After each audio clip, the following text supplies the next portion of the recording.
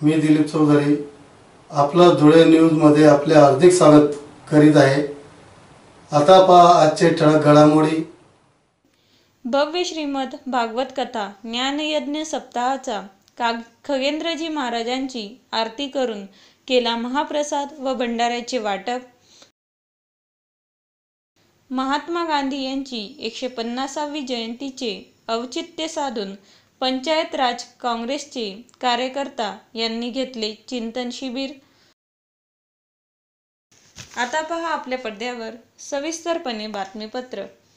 खगेंद्रजी महाराज यांचे भागवत ज्ञानयज्ञ कथा दिनांक 16/5/18 ते 23/5/18 रोजी संध्याकाळी भागवत कथेचे आयोजन श्री शिवाजी चौधरी, नगरसेविका प्रतिभा चौधरी, अमोलभाऊ चौधरी, सागर चौधरी यांनी अतिशय सुंदर असे राणा प्रताप हायस्कूलच्या प्रांगणात भागवत कथेचे आयोजन केले होते। अधिक मास निमित्त आयोजन केले होते। आज कथेची सांगता व समाप्ती व महाप्रसादाचे वाटप केले।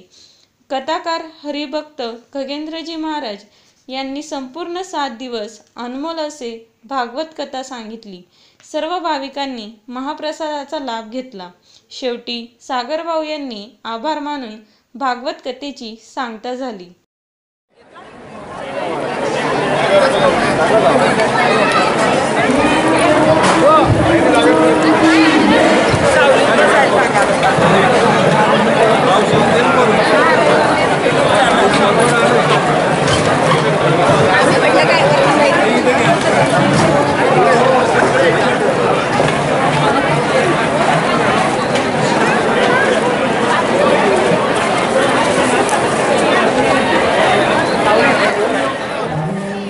भव्य श्रीमद भागवत कथा ज्ञानयज्ञ सप्ताह मान्य नानासो श्री शिवाजीराव चौधरी, मान्य सौ प्रतिभाताई शिवाजीराव चौधरी, भाजपा गटनेत्या तथा नगरसेविका मनपा धुळे आणि चौधरी कुटुंब यांच्यातर्फे भव्य श्रीमद भागवत कथेचं आयोजन महाराणा प्रतापच्या प्रांगणात करण्यात आलेलं होतं। यामध्ये दिनांक 16 मे 2018 ते 23 मे 2018 पर्यंत कथा आयोजित केलेली होती। आज कथेची सांगता व समाप्ती आणि महाप्रसादाचं वाटप भाविक घेत आहे। यामध्ये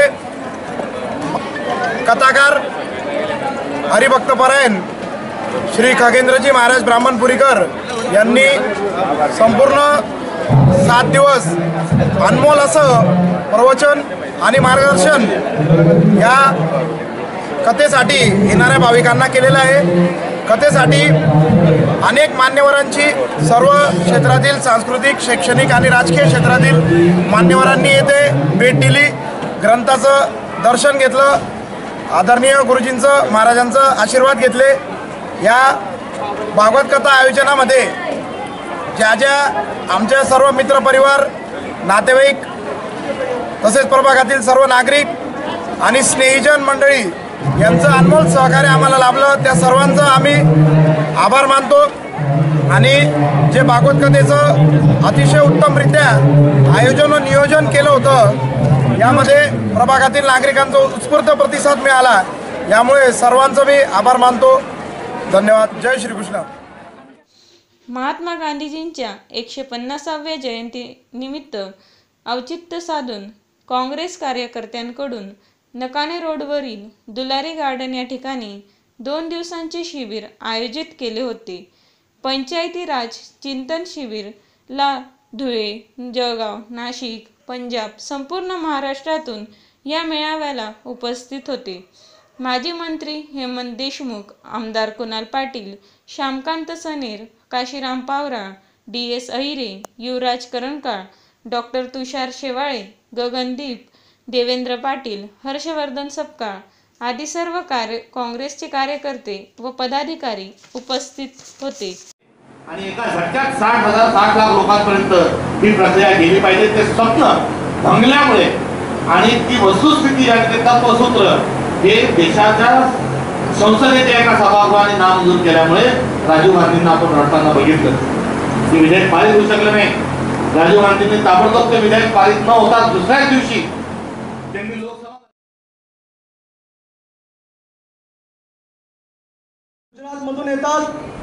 आणि पूर्ण देशामध्ये राजीव गांधी पंचायती राज संघटनेचं ते काम बघतात, प्रशिक्षण शिबिराचं काम बघतात, ते आज आपल्याला या ठिकाणी उपस्थित झाले, त्यांचा देखील मनापासून आभार मानतो। चारही मान्यवरांचं मार्गदर्शन आपण या शिबिरामध्ये ऐकून घेतलं।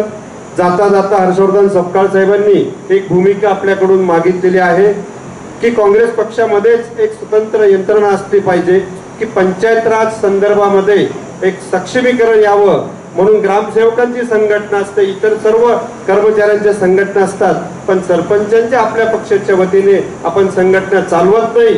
इथपासून तर बाळ रडलं आई त्याशिवाय त्यालाही दूध पाजत नाही अशी त्यांची भावना आहे। निश्चित आपण सुद्धा हा जिल्हा अतिशय टंचाईमध्ये जातोय, पण तरीही आम्ही ग्रामपंचायतीमध्ये ग्रामसभेमध्ये पाण्याचे प्रस्ताव, टंचाईचे प्रस्ताव देखील पाठवत नाही।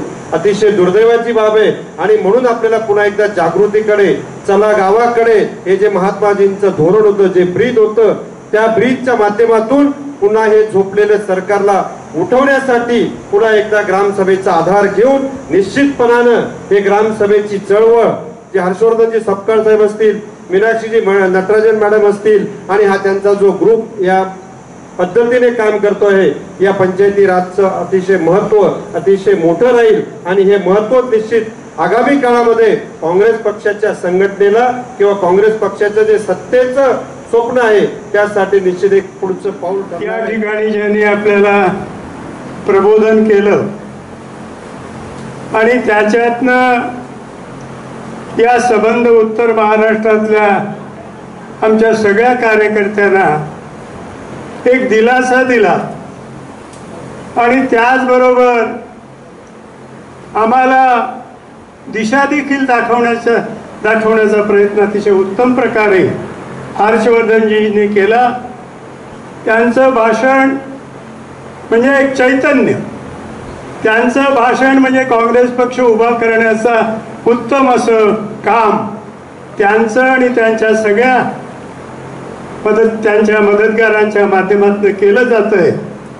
आणि उत्तर महाराष्ट्र एकदा आपल्याला सांगू इच्छितो की उत्तर महाराष्ट्रामध्ये म्हणजे 5 जिल्ह्यांपैकी जवळपास 4 जिल्हे आमचे अतिशय सक्षम आहेत, तिथले कार्यकर्ते उत्तम आहेत, त्या सगळ्या प्रकारच्या लढाया पक्षासाठी लढायला ते कायमचे तयार असतात। एखादं चुकून राहिलेलं आहे पण त्यांना देखील सावरण्याचं काम, त्यांना देखील आम्ही शक्ती देण्याचं काम निश्चितपणानं या वर्ष दीड वर्षाच्या काळात करणार आहोत आणि त्याच्यासाठी आम्ही सगळ्या प्रकारे आणि आमच्या संबंध 4 जिल्ह्यात 5 जिल्ह्यांच्या सगळ्या प्रमुखांच्या माध्यमातून आपण करू हे आपल्याला आणि आपल्या सगळ्या मित्रांना या ठिकाणी मी आश्वासन देऊ इच्छितो।